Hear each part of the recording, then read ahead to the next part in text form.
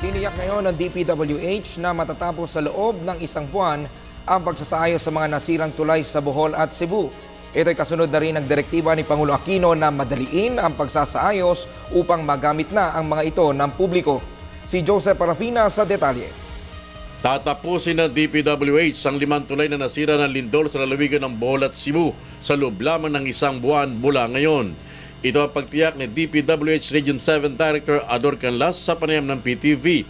Kabilin-bilinan kasi ng Pangulo Aquino at DPWH Secretary Rogelio Singson na madaliin ang pagre-repair ng 5 tulay at mga daang nasira at nagka-landslide na tapos sila ng madaling panahon para mapakinabangan ng taong bayan. Binigyan ng 4 weeks ng Presidente at Secretary para tapusin ito, para makonect.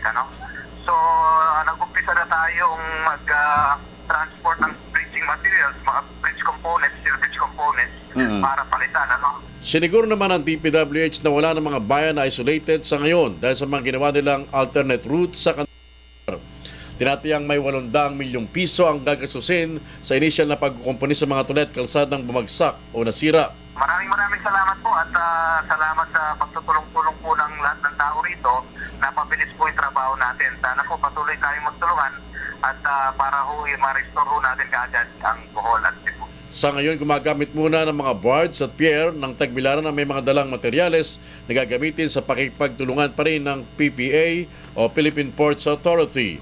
Pinasalamatan din ng opisyal ng mga taga-Bohol at Cebu sa pinapakita nilang pakikisa at tulong sa mga tao ng DPWH para matapos kaagad sa lalong madaling panahon ang mga proyekto ng pamahalaan.